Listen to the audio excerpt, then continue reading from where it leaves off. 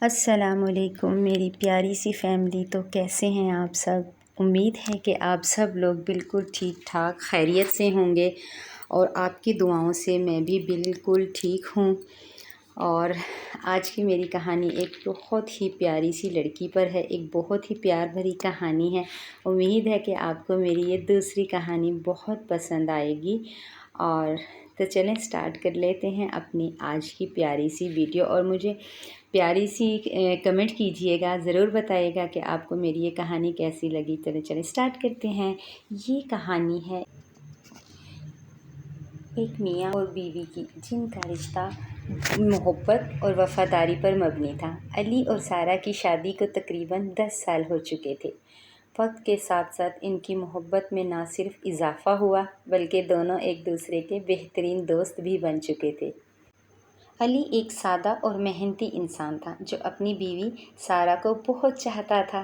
وہ ہمیشہ اس کی ہر خواہش کا خیال رکھتا اور اس کی ہر ضرورت کو پورا کرنے کی کوشش کرتا۔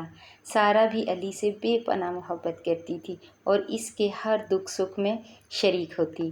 ان کی زندگی میں کبھی کبھار مشکلات بھی آئیں، لیکن ہر بار وہ ایک دوسرے کا ہاتھ تھام کر ان کا مقابلہ کرتے۔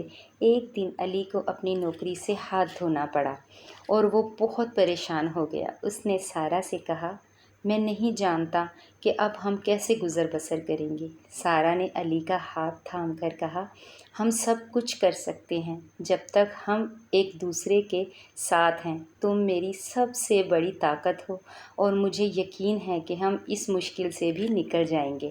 سارہ نے علی کو ہمت دلائی اور خود بھی ایک چھوٹی نوکری شروع کر دی تاکہ گھر کے اخراجات میں مدد دے سکے۔ چند ماہ بعد علی کو ایک اور اچھی نوکری مل گئی اور حالات بہتر ہو گئے۔ اس دوران ان دونوں کا رشتہ اور مضبوط ہو چکا تھا کیونکہ انہوں نے مل کر مشکلات کا سامنا کیا تھا۔ یہ کہانی اس بات کا ثبوت ہے کہ سچی محبت اور ایک دوسرے کا ساتھ دینے سے ہر مشکل کا سامنا کیا جا سکتا ہے۔ علی اور سارہ کی محبت نے انہیں نہ صرف خوشی دی بلکہ زندگی کی آزمائشوں میں بھی ایک دوسرے کا سہارا بنائے رکھا۔ تو آپ کو یہ کہانی کیسی لگی ضرور بتائیے گا، اور آپ کی پیار بھری کہانی، آپ کی پیار بھری محبت کی سٹوری کیسی چل رہی ہے ریئل زندگی میں، مجھے اپنے کمنٹ سے آگاہ کیجیے گا۔ ملوں گی دوبارہ ایک اور اچھی سی سٹوری کے ساتھ۔ کبریٰ کو دیجیے اجازت۔ اللہ حافظ۔